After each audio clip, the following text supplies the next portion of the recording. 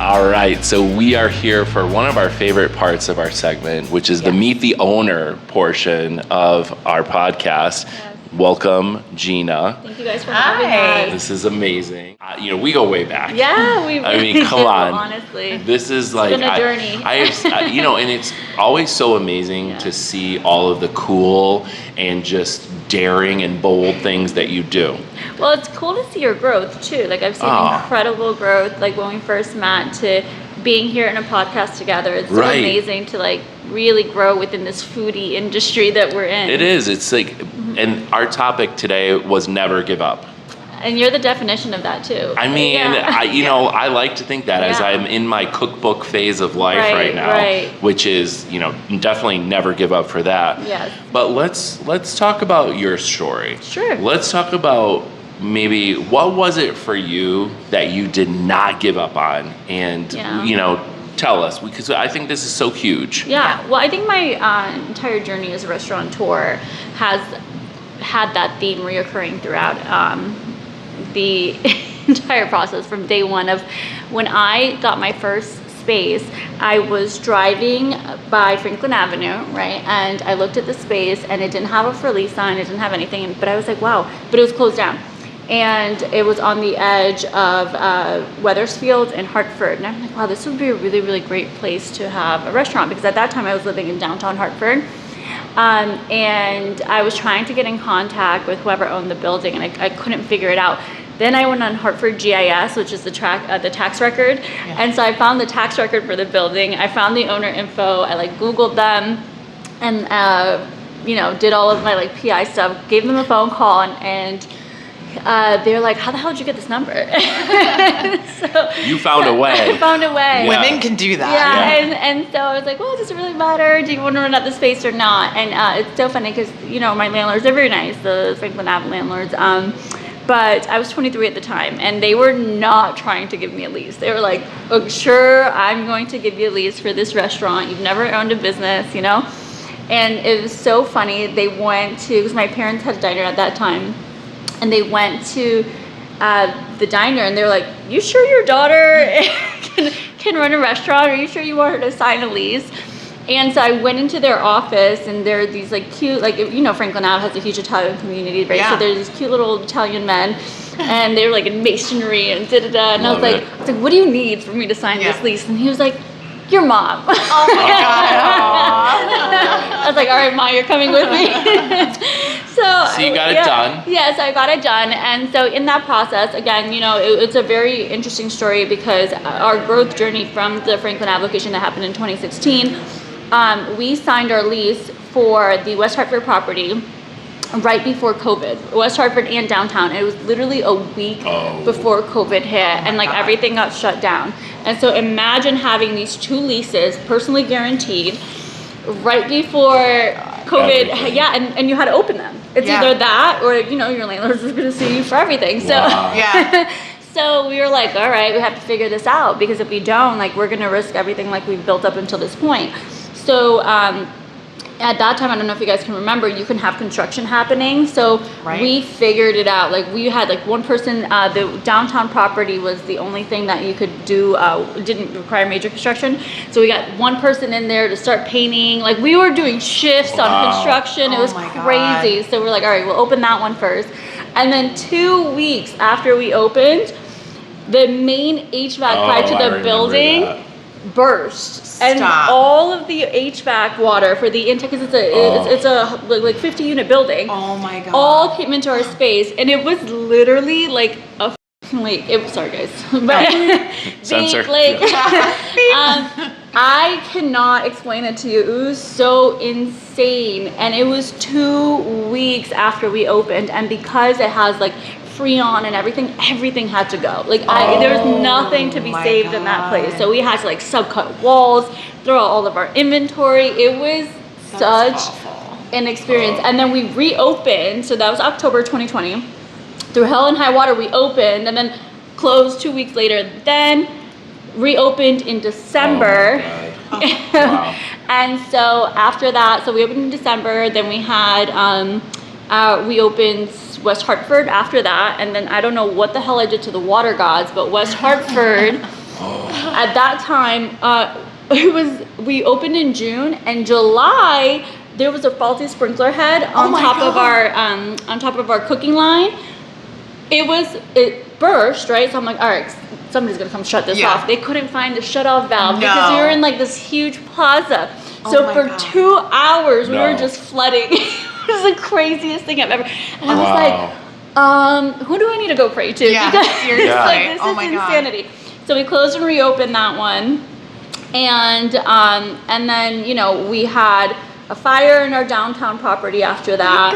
I remember that too. Yeah, wow. and so like downtown, we had somebody who like flicked a cigarette on the patio or near the dumpster in the patio, and it like engulfed because it's like a wind tunnel down there. Oh my God. So that was like a 5-alarm fire, and so we closed and reopened during that. So it's just been a really interesting journey, and throughout adversity, you have yeah. continued to keep it going. 100%. Right? Like, and we not never give gave up. up. Yeah, right. we never gave up, and there's so many moments where I could have like thrown in the towel and like, okay, this is too much. Right. You know, Right. This is crazy. Like I couldn't even catch my breath. But absolutely not, because I think all of those timing is divine, right? So there was a reason all of those things happened. There was something behind it. I don't know.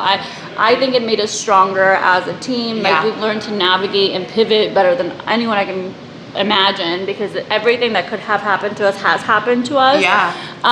And we're new to this. Nobody has navigated going from, and we went through from 1 to 300 employees in like a year and a half, like in our growth journey, So like as we continued navigating growth, build outs, fires, floods, we were doing like the very best we can in trying to figure that out, because who the hell could have prepared you for all that? There's nobody. There's no way, I mean, there, as they say, or I've heard, I should say, it's a good thing to fail sometimes or to have something go wrong, because it does give you the capacity to know how to prevent it or to also correct it so it doesn't happen again. 1,000% agree. And I think I live by that too. Like I want to make mistakes. I want to, because if we just walked through and everything was perfect, it would be like a burning down house at that point. Well, no one likes to admit it, but we all make mistakes. Yeah. It's just, it's such I feel like a part of human nature. It's the craziest thing. We've all, in our human experience, are doing it for the first time. Yeah. We're doing everything for the first time, Like, nobody is perfect. Exactly. No. And nobody. It's a learning journey, too. Yeah. Like, every mistake you make, every failure you make, it's learning, Well, even Jeff Bezos is still learning how to run a now trillion-gazillion dollar company. You get what I mean? He's never done it before. He's still learning how to run a company of that size, because the company is still growing. And that's the thing we have to keep in mind. Like as we go through these journeys, even these like powerful Fortune 500 CEOs, every day they're learning. Every day they're making mistakes. Absolutely. Like there's no such thing. They're doing it for the first time. So we really have to give ourselves a lot of grace in that, and really not beat ourselves up, because you're navigating the best you can. Yeah. And everyone is navigating the best they can. We don't have the answers. It's not written anywhere, honestly. We said this in the beginning of our podcast, that our episode 1 was a complete failure. We had to pull it. We had to pull it because we didn't have the right mics. The music was blaring in the background. There were so many things that we learned. Like we didn't even have the correct ring light. All of these things were just things that we would never have known until we actually did it. 100%. And we're on episode 8 now. And the quality and just the equipment we're using and everything is like so much better now. 100%. And so it's something to be proud of, and something for you to be proud of as well, by just having all of these places and having all of these things that are just statement pieces, right? That's the right word to use, right? I think this is like the question we want to ask you for listeners is, if somebody that's a good prelude to the question. Oh my god! Oh my god! Oh, wow. Oh, that was a good prelude. God, exactly. So no, the question is this: if there's someone out there who is on the borderline of giving up, what is some advice that you would give them right now to help them course correct? Okay, this sounds really generic, but persistence beats resistance. And that is like, I love that. That's yeah, what I too. live by. I literally live by that, right? And it's as long as we're persistent, we don't have to like get it right 100%, but as long as we're persistent, we're going to break through sooner or later, you know? Yep. So I think a lot of people, and it goes back to consistency. A lot of people talk about consistency, and you have to be consistent. Yeah. And so it falls right in line. They mirror each other, right? Consistency is what drives results in fitness, in life, and you can't do something one time and not do it again and think you're going to get the results. And so persistence is the same way. If you keep beating this, there's a reason why water splits mountains, right? And it's the persistence. Yes. And so you would not think it could do that, but constantly going against something, sooner or later something's got to give. Yes. You know. So I would just really be clear on what you want to do. Yeah. You know what I mean? Because that's goal one, is be clear on exactly what you want to do, and like once you're clear on it, just be persistent at it, because sooner or later something's going to give. You know, even if you fail and fail and fail. I read something the other day.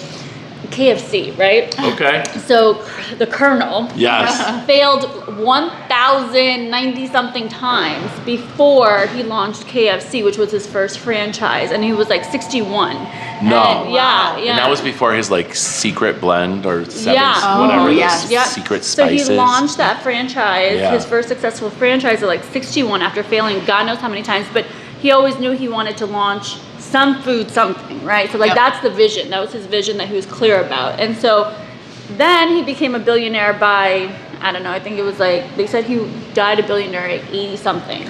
So point being, right, sooner or later, something's going to give, you know? And so it's just, you just have to be persistent at it. And so. And what about for, let's say, if there's someone, you know, who's listening right now where maybe it's another person that's actually like, you know, in the back of their ear chirping, like, you can't do that. No, you can't do it. What do you say to someone who is like being that kind of like negative, like, you can't do that. There's no way that's ever going to work. What do you say to that person? Well, first off, people project their own limitations upon you, right? Ooh, and so that's the one thing. And my biggest thing when I combat how, just in industry, when people are highly critical of how people are doing things, right? Whether it's like launching a product or whatever, I always say, okay, well, if you feel like you can do better, go do it. Go do it, right? Because if it's so easy, right, and you think you can do it better, and you think you have the answers, and you know how to go do it, right? And so show us how to do it. Show us. Go ahead and do it. You know, if their product's not good enough, go launch a better one. And we had said too, you know, in life, there are going to be gatekeepers, right? The people that try to prevent you from, you know, surpassing them, because they're threatened by your, you know, your persona or your aura or your energy, right? And they see you potentially supernovaing them, right? And like surpassing them. And so what do we say to gatekeepers? Well, you know what's very interesting is I think that people, because it hasn't worked for them, they don't feel like it should have worked for you. Right. You know or what I mean? If it's too easy for you. Or they think it's too easy for you, right? Like, because they don't see the full scope of it. You know what I mean? And so for those people, there's always going to be those people, you know, and I, for one, like, it's truly what drives me, because it's happened in industry period for us. It's happened in God knows how many occurrences that I can tell you. But success mutes all of it, right? Like it literally, the results mute all of the murmurs and the gatekeepers. Like no one can ever deny results. Ever. No matter how much they try to gatekeep you, they can't deny sales, they can't deny lines, they can't deny any of that. So when we launched Place to Be for the first time, like there's, you know, our brand gets a lot of controversy, right? There was a lot of people that like hated the brand, but they couldn't deny the lines, right? And so that's the thing. Like they had everything to say about the brand, but you couldn't deny that we had a 3-hour wait outside of our doors. You know, so that's what I mean of like, you cannot deny results. Like even the serious business people that didn't want to deal with a brunch brand that said go bottomless and WAP had to deal with us because you could not deny the results. You know what I mean? And so that's really what I say is, you know, the only way to combat the gatekeepers is to keep producing results, because there's no way they can gatekeep at that point. I love that. I absolutely love it. And I would say this too, and I think you're huge on this, is helping other people too, right? And so while a gatekeeper will try to not help somebody else, I think, me personally, you, Kate, I think it's in our personalities, in our souls, to actually want to help other people succeed as well. 100%. Right? And I think that makes a huge difference, where if you're helping someone to also continue to grow and climb, that's huge. Like, it's just paying it forward in a way, right? I agree. You know, there's no scarcity in this world, and I think like a lot of people have to get out of that mindset. Like, the world's very abundant. There's more than enough for everyone, and so there's no need for, like you said, that kind of weird, like, I've got to keep you down in order to keep myself up situation. Like, it happens. It happens a lot. And sorry to interrupt you, but I think one of the huge motto for me is there's room at the table for everyone. I agree. Right? I 1000% agree. There has to be. I 1000% Don't be threatened agree. if we're going to sit at the same table. Yeah, that's insecurity, right? Like, that's someone who is afraid. I think, you know, and that's true, and it kind of goes both ways, right? And I think, you know, as I've grown too, I am so grateful, and I always give flowers to people that have opened the doors for me, right? Because when they didn't have to. Right. And have done things for me that they didn't have to, and have like given me a hand when I didn't have to. And so I think because of that also produces more and more abundance, right? So like, as we are coming up in the world, right? It goes both ways. Yeah. Like, we love to bring people up. Like, I love watching people grow. It's my favorite thing. It's my absolute favorite thing, because I think Connecticut has so much talent, and it's really it's underserved, right? Like, we're kind of looked over. It's getting better, actually. We're becoming foodie central. I would say that. But that's because the talent is coming to the forefront, you know, like constantly. So I love seeing people grow, especially in our like foodie community, because we have immense talent here. And so I just know in my own growth journey, as I continue to grow, there's just been so many people that did not have to be there for me, or did not have to help guide me, and I am eternally grateful to those people, because this is a small community, you know, and so it's just that gratitude would continue to produce more and more abundance. And I think like that energy of collaboration and constant co-creation sometimes is what's going to create this like ecosystem that is going to put us on the map. And I would say too, sometimes someone just needs their big break. Yeah, you know, like, and if you can give them their big break, they're gonna always be forever grateful to you, and in turn help you along your journey as well. I agree. I like to call it your big push. I'm a people pusher. I love to push people out of their comfort zone. You know, I love to push people. I'm like, oh, you want to do this, but you can own your own company. Right. Like, just go a step further. You can launch your own this. Like, you can launch your own product. You can do I love that. So I love to push people out of their comfort zones and like give them their like big push into this identity that they're kind of scared to take on, because I think everybody is capable of anything. It's really like what you believe in yourself, you know? I just updated my Instagram bio area to say, you know, work hard, think big, and big in all caps. Because to me, that's kind of like what I want to strive for. I agree. Just and continue to be a big thinker, because the world needs more of those. Or everyone's just going to be the same. Well, we're not going to have innovation, right? Like that's the thing of it all. It's funny because I watch so many motivational things, but I love it. That's why we're on this right now. Seriously, But there was this speech today that I came across on social, and this woman was like, the Saudi prince flew out this golfer, right, to teach him how to golf. Flew in a jet, They taught him how to golf, and he said, "Oh, thank you so much for doing this. What can I get you?" And he was like, "Oh, you know, I collect golf clubs. I really love a golf club." So he goes back home, he's waiting for this golf club, and it never shows, but then he gets a deed in the mail because he bought him a golf club, like an actual club. Okay. You know what I mean?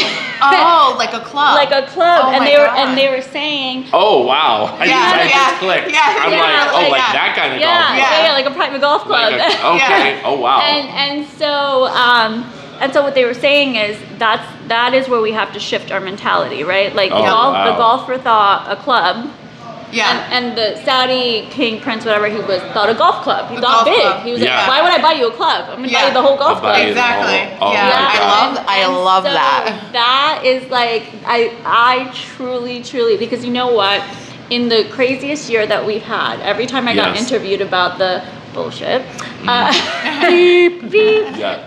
everyone was like, do you think you were going too fast? No! Like, what are we talking about? Do you think you were... Like, basically what they were saying to me in all of this was, do you think you were thinking too big? Do you think your aspirations were too high? And it was like irking my soul, right? Because I was like, what the hell does that have to do with flooding? Right? Like, what the hell? Has nothing to do with it. And it was driving me crazy. And so I was like, that is how people, but that is their limitations, right? Yes. That is their self-fulfilling prophecy. They're telling themselves, see, she thought too big, and look what happened to her. You know what I mean? And they need to validate why they think small. And so I was like, I don't know how the hell you took a flood and made it about me thinking too big. It's just so crazy to me. And see, I would never have that thought. Like, I would have the thought of, okay, well, this happened, and I overcame it. It made me stronger and made me work even harder. 1,000,000%. And I always say, like, to my team, and I was so funny, like, because, you know, it's been a hell of a year. And so I was like, listen, if that couldn't take me out, shit, nothing will ever. Yeah, exactly. Water, fire, nothing is ever going to take me out. But in that, though, it was just very... the whole year I was just reflecting of like, wow, this is really what people think. Like, what am I doing that's so crazy, right? Like, I'm not trying to fly to the moon. No. And if I was, who cares, right? I feel like it Let's was do like it. a test. Right. Like, you know, maybe it was like the universe testing you to see, does she really have it in her to push through? 1,000% You know, so agree. in the beginning, it was like, how bad do you want it? How bad do you want it? How Let's see bad if she do you gets want it. it? So she'll get it. Yeah, can you withstand all of this and still want it? Yeah. And that's 100% how I think. But it's so interesting how the general population is like, were you thinking too big? Maybe you need to slow down. Yeah. I'm like, I don't think so. No, but it's just a very interesting thing. And so, but that to me is scary because it's how society is conditioned, right? Yeah. And so I was telling one of my friends, right? I say, what's frustrating about it is there's so many women in hospitality, right? And like they were trying to use my story as a cautionary tale, and that's what I don't like, right? No, it should be inspiring. Right. My point is, I don't care. Talk about everything you want to talk about, but stop trying to make it a cautionary tale of growth, right? Like they were trying to caution growth.